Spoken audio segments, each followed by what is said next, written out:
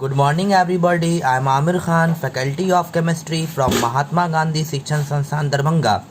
Today, I will discuss the most important activity 2.6 for class 9th. Student, तो आज मैं class 9th का बहुत ही इम्पॉर्टेंट एक्टिविटी डिस्कस करने जा रहा हूँ, जो एक्टिविटी बहुत इम्पॉर्टेंट है, जो कि आपको 2.6। अब स्टूडेंट, अब इस एक्टिविटी में क्या है, तो आप ध्यान से देख सकते हो। एक्टिविटी 2.6 में है, let us try to separate kerosene oil from water using uh separating funnel. अब ना सेपरेटिंग फनल के मदद से मुझे केरोसिन ऑयल और वाटर को क्या करना है, सेपरेट करना है। ओके, तो ये जो आप डायग्राम देख रहे हो ना स्टूडेंट, ये डायग्राम किसका है, separating funnel.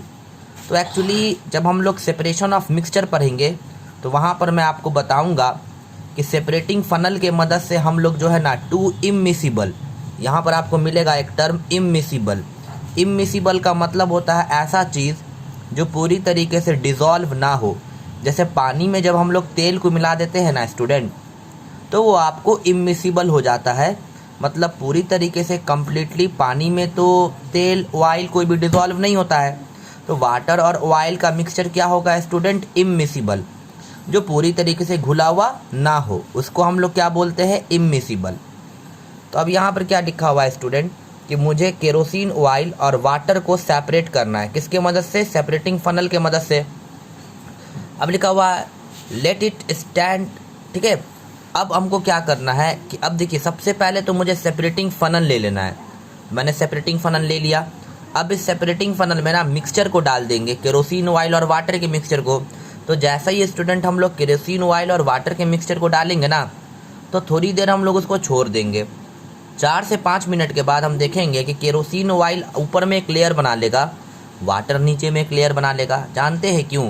Because as we know that the density of kerosene oil is very very low as compare to the water. Kerosene oil की जो डेंसिटी है ना, वो पानी से बहुत बहुत कम है। तो जिसके वजह से, कम डेंसिटी होने के वजह से, जो केरोसिन ऑयल है वो वाटर के ऊपर अपना क्या कर लेगा, एक लेयर बना लेगा।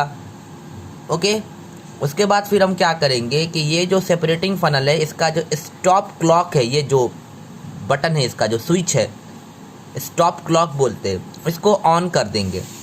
तो होगा क्या कि जो वाटर है ना, जो जिसकी डेंसिटी ज़्यादा है, तो यहाँ पर वाटर की डेंसिटी ज़्यादा है स्टूडेंट, तो वाटर धीरे धीरे क्या होगा, नीचे की तरफ गिर जाएगा। और जैसे ही वाटर पूरा का पूरा नीचे गिर गया, तो ये जो केरोसिन ऑयल है वो कहाँ पे आ जाएगा, यहाँ पर आ जाएगा। और वाटर को हम किसी एक बीकर में क्या कर लेंगे, स्टोर कर लेंगे।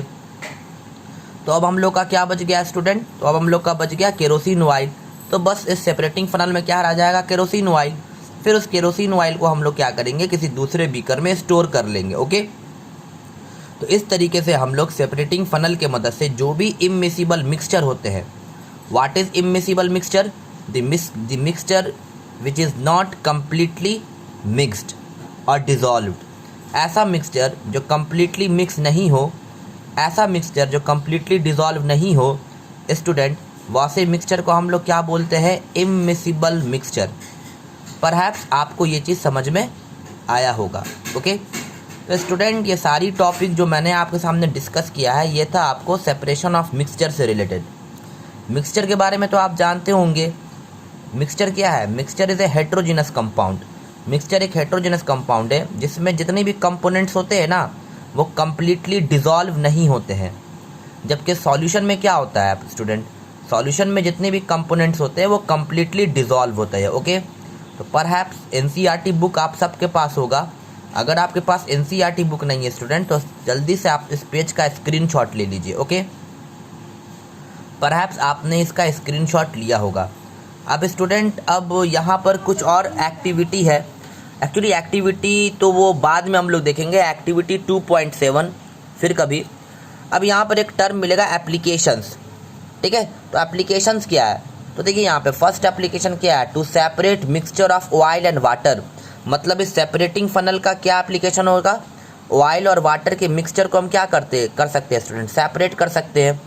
दूसरा एप्लीकेशन क्या है, in this extraction of iron, ठीक है, from its ore the lighter slag is remove from the top by this method to leave the molten iron at the bottom in the furnaces. Actually student होता है क्या कि iron का जो extraction हम लोग करते हैं, जब 10th में जाइएगा ना तो मेटलर्जी पढ़िएगा, तो आयरन के एक्सट्रैक्शन के दौरान इतना large amount of heat produce होता है कि उसमें ना जो सलज बनता है वो लिक्विड के फॉर्म में होता है, और जो आयरन होता है वो भी मॉल्टेन फॉर्म में होता है। तो जिसकी डेंसिटी ज़्यादा होती है स्टूडेंट, वो सेपरेटिंग फनल से बाहर की तरफ निकल जाता है, और जिस कंपोनेंट की डेंसिटी कम होती है वो ऊपर में क्या रह जाता है, स्टोर रह जाता है। ओके, तो एक्सट्रैक्शन ऑफ आयरन में भी सेपरेटिंग फनल का इस्तेमाल होता है। आपको बस एक बात याद रखना है, ऐसा मिक्सचर जो इमिसिबल हो, इमिसिबल मतलब जो कम्प्लीटली मिक्स नहीं हो, उस मिक्सचर को सेपरेट करने के लिए हम लोग सेपरेटिंग फनल मेथड का इस्तेमाल करते हैं। और separating funnel method density gradient के मेथड पे वर्क करता है। जिसकी डेंसिटी ज़्यादा होगी वो नीचे, जिसकी डेंसिटी कम होगी वो ऊपर। ओके स्टूडेंट, आज के लिए इतना ही। अब हम लोग नेक्स्ट वीडियो में मिलेंगे। आप लोग सभी लोग अपने घर पे रहिए, और जो लोग अभी तक स्कूल में एडमिशन नहीं कराए हैं, जल्दी से जा कर के महात्मा गांधी शिक्षण संस्थान की ऑफ़िस खुली रहती है मंडे टू सैटरडे 8 बजे से लेकर के 2 बजे तक। तो आप लोग जल्दी से अपना एडमिशन करा लीजिए और किताबें ख़रीद लीजिए। कम से कम इस लॉकडाउन में आप पढ़िएगा तो सेल्फ स्टडी कीजिएगा, ऑनलाइन पढ़िएगा। आज के लिए इतना ही। Thank you so much. जय हिंद। Have a nice day.